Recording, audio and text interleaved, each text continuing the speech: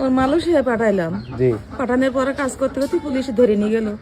নেওয়ার পরে ক্যাম্পে নেওয়ার থেকে ওই ঘা বেরিয়েছে গায়ে, সেখান থেকে জেলখানায় 4 মাস ছিল। 4 মাস থাকার পরে এবার ওই যখন ওর ছেড়ে দেওয়ার ডেট হয়েছে, তখন আমার এক জোড়া কানের দুল ছিল বেঁচে, তাই টিকিট করে বাড়ি নিয়ে আসে পচা ধরিছে অনেকদিন।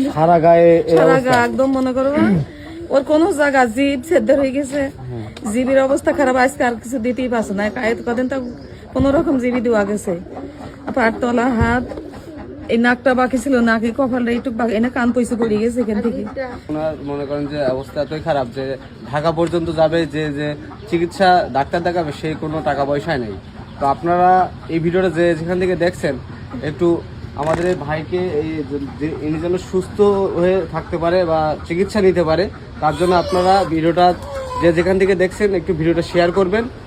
আসসালামু আলাইকুম ভিউয়ার্স, এই মুহূর্তে আমি আছি আমাদের নাভারনের ঢাকাপাড়া। তো এই যে আমার সামনে এখন এই একটা ভাই বসে আছে, দেখতে পাচ্ছেন। তো মূলত ওনার কি সমস্যা হয়েছে, আসেন একটু কাছে আসুন। ভাইয়ের মা আছে।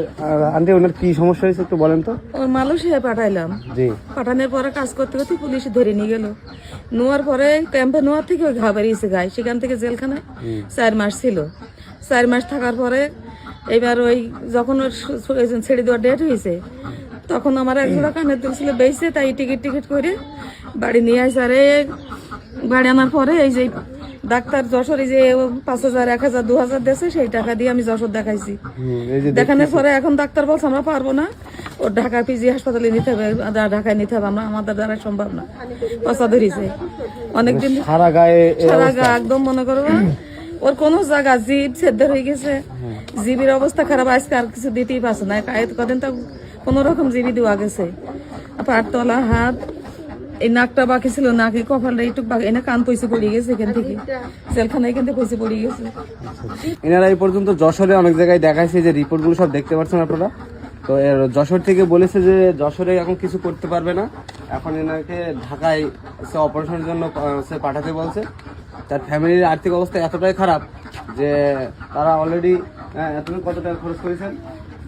করেছি মেলা টাকা খরচ, মানুষের দেশে টুকটাক তাও 1.5 লাখ টাকা, 2 লাখ হবে না, 1.5 লাখ মতো, 1.5 লাখ টাকা মতো খরচ করেছে।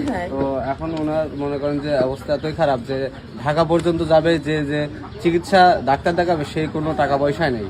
তো আপনারা এই ভিডিওটা যেখান থেকে দেখছেন, একটু আমাদের এই ভাইকে ইনি যেন সুস্থ হয়ে থাকতে পারে বা চিকিৎসা নিতে পারে, তার জন্য আপনারা ভিডিওটা যেখান থেকে দেখছেন একটু ভিডিওটা শেয়ার করবেন।